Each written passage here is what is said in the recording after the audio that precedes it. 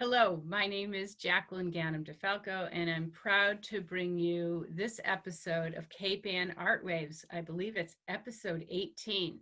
So in this series, me and Christine Fisher, my co-host, are interviewing fabulous artists all around Cape Ann to go deep into their own personal art history and learn about how they've also navigated through one of the more challenging times in our lives. Today, on the other side of the interview, for the first time in a very long time, is my good friend and fellow Cape Ann artisan, Sinikka Nogelo. Welcome, Sinikka, to the new 1623 studios, your old haunt from a long time ago. Thank you so much, Jackie. This is fabulous. Well, we're so happy to have you, Sinikka. And I know a little bit about your work from working with you with the Cape Ann Artisans. But I have, come up with some questions I hope you will enlighten not just me, but our entire audience about your sort of history. So let's just start with your own background and how you approached art from whenever it is that you started, because for a long time, I don't think we got to see your art. So give us the history and your background. Well, in Finland. I was born in Finland. I grew up in Helsinki, New York City, and Connecticut. My first art memory, Jackie, is the very first day of school in Helsinki in first grade, and the teacher told us to draw a picture.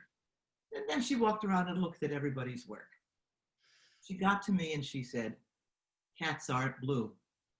And I turned around and I said, "My cats are blue." And of course, I never forgot that because, you pay attention to your teacher and stuff like that, and very seriously.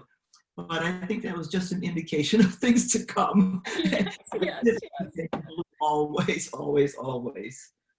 In Connecticut, I was lucky enough to live near Silham Guild, which was an art school and a dance school. So there's a lot of ballet going on. And I took painting, and we wore those blue smocks and the berets and the whole thing. Can you just imagine? Yes. It was a wonderful, wonderful beginning. I got to Massachusetts and I got into Tufts. And one of the attractions was that Jackson College and Tufts College students were allowed to take classes at the museum school. Mm-hmm. So I go to college during the day, and in the evenings, I'd be going off to Boston. I'd take an evening class twice a week. And I was perfectly content till late one night in Cambridge on the subway. I got chased and I was lucky to get away. And that pushed me out, and I stayed on the Hill with academics and forgot all about the museum school for a while. Wow. Yeah. By the time I got to art school, I was 27 years old. I've been a Navy wife in Ethiopia because my wonderful husband, Joe, was stationed there during the Vietnam War. I'd worked in a construction company, a library at Polaroid. I taught in Africa. I'd been the administrative assistant to 2 company presidents while here at home. My daughter Lisa had been born, and we'd found Gloucester. And before you know, up the line, they opened Montserrat. And then I was immersed for 2 years there, which was an amazing way to learn. I had my daughter Alexis, and I was finally a painter. Fantastic. And I was getting involved with the community. Teresa Wanson, who was the art librarian, took me under her wing, and I had my first solo show at the library. They invited me to be on the Arts Advisory Committee. I applied for a grant and got one from the Arts Council to do a special project with teenagers. And I met photographer Lois Rickey. And one day, while we were just sitting on a bench at the park in Stage 4 Park, watching our kiddies play, moaning about how we work and we do our art and we have no art community, no one to talk to. Came up with the bright idea of starting an arts group that would be solely about sharing art. She was friends with Gail Seavey, who was a clay artist at the time. Gail was giving a lecture, and we passed out a sign-up sheet at that lecture and got 4 people, and we got the group, and voila, it was fabulous. It was just our dream come true. So how many people signed up at that lecture? And give me a sense of where are we in our Cape Ann art history at this point? About what year? I would say that we are probably at the very end of the 70s. We started that gallery just in, Center and Maine Gallery, Okay. about 1980 or so. Okay. So this was before you started Center in Maine, but this is the group that started it. Well, that group led to Center in Maine because what happened was, as we're meeting together, we're discovering and remembering. I mean, we'd all had various experiences that weren't so hot for women artists before, but we didn't have enough places to exhibit. So three of us really wanted to get our work out there. And that was Gail Seavey, Kate Seidman, and I. And we networked and found 5 other like-minded artists: Marty Morgan, Joy Buell, Deborah Citron, Judith Cooper, and Rebecca Koch. You know, a nice variety of media and wonderful women with different experiences. We found a home at 108 Main Street where Passports is now, and fixed it up ourselves pretty much. I did a large part of taking up the linoleum floor that used to be there. And they thank you for that. We opened to a really welcoming community. It was great. We were so well received. People were terrific. And we hung a show every month. We all gallery sat, had meetings, worked really hard, had wonderful openings that would spill out onto Main Street. We'd party upstairs because Joy Buell and Deborah Citron had a great studio up there. You know, now luckily it's still art. I think that's silk painting up there now. Yeah, 10-pound studio. Yep. We had great parties and we got to be great friends. Isn't it fabulous? Yeah, pretty soon. Such a really pioneering days to bring the women artists together, and even for collaboration among artists wasn't probably all, happening yet. It's certainly around here in Cape Ann. So. Oh, it was terrific because many of us did do art that wasn't the mainstream in Gloucester. I was so excited to come to Cape Ann, this wonderful arts community. But I was not exact. I was like a square peg in a round hole kind of thing. I was doing, but it gave us freedom to do whatever we wanted, and so we grew. And among some of the others who joined before we closed the gallery was Annie Melanson and Sigrid Olsen. Wow. So, wow, what a group! It was a fabulous group. And all names that, starting all the way back when you mentioned Teresa Wanson, I mean, these are all names that have become iconic now in Cape Ann. So, so you were really part of an important group. And at that time, were you still doing other work besides your art, Sinikka? Always. Always. Okay. Always. Multitasking. So let's go forward to, because obviously you stuck with it, even though you were still working. But I have to say, I really didn't hear a lot about your work until after you left your work at the cable station. So, so tell us about the media that you're working in specifically, and describe your painting and sculpture, both in terms of genre and style. And you really, as far as I can see, you're using a lot of different materials and you go down a number of different paths. So, I guess the question is, how do you know when to focus your energy on one versus the other? I know that's a big question. So let's just start with the basics. Your medium, what how you sort of ease into it and how you explode. Okay. Oh, I gotta show you one T-shirt. I should have worn that today. Okay. I paint in primarily oils. I paint in acrylics, watercolor. I consider myself a contemporary artist. I did definitely have my roots in abstract expressionism, because I painted my feelings, my thoughts, my ideas, all that stuff. And over the years, I actually developed some personal symbols that I really enjoy. Like I might tuck in a little window to the universe someplace, or if some an undecided kind of topic, I might do some game squares in there. I also paint not objectively. I'd love to just take the paintbrush and start painting on the canvas and focusing on color and composition. And that's really enough. You know, it's very satisfying. I don't look for more if that's the kind of mood I'm in.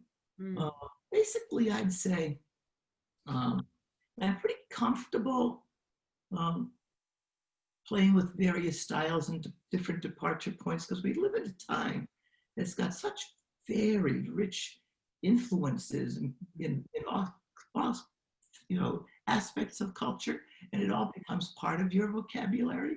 So what each I of us can I does think you can with it, see that in your work. yeah, what you do with it is that's individually, that's what makes the difference, I think. Yeah, yeah. Yeah.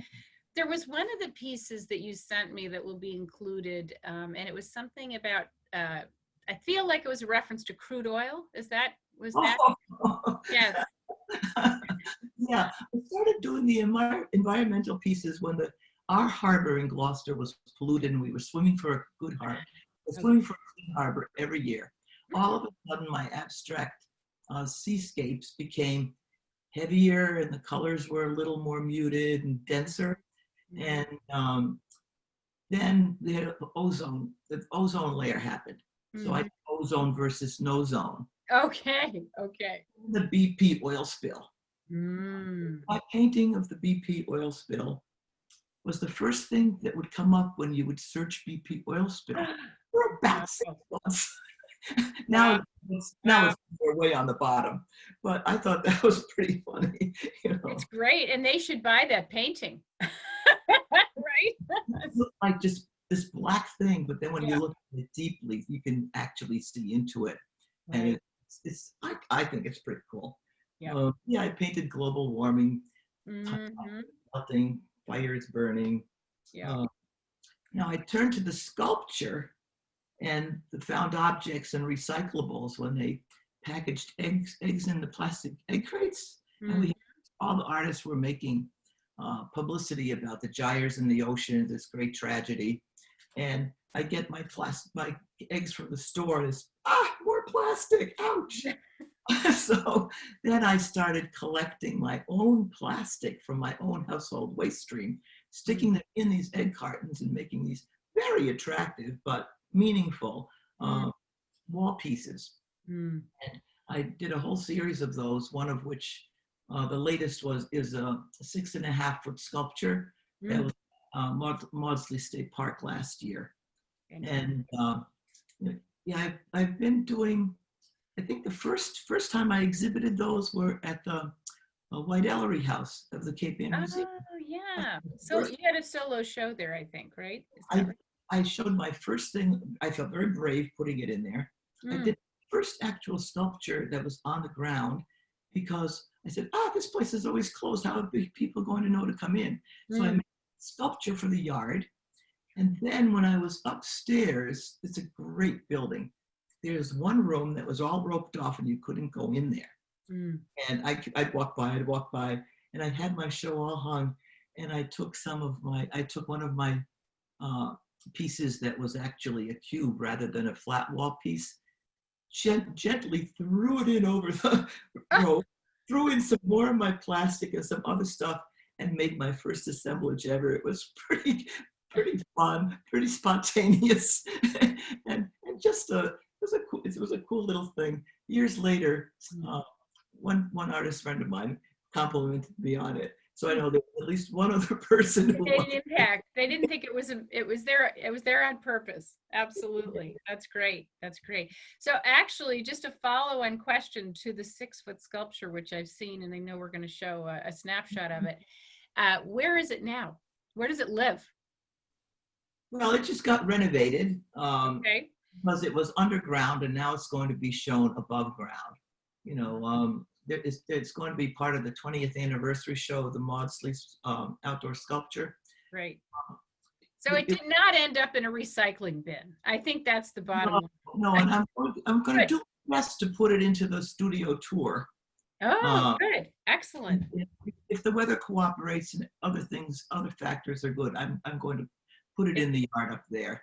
And then, Well, if you can put it outside your studio, man, that would just stop traffic dead in its tracks. yeah, maybe my other piece too. Yeah, I'm going to put my collaboration with Max. I'll Yeah. tell you about that in a second. But to finish up on the recyclables, so I used shredded paper. Uh, Mm-hmm. I made metallic wall pieces also. I Mm-hmm. PVC pipe, Mm-hmm. yellow rubber gloves, anything. I think one of the nice things uh, about at least this stage in my work life is if I get an idea, I can just do it. I Mm-hmm. might live to regret it Mm-hmm. because some of these things take hours and hours and hours and are hard work. And I say, you idiots. But I learned so much in the process.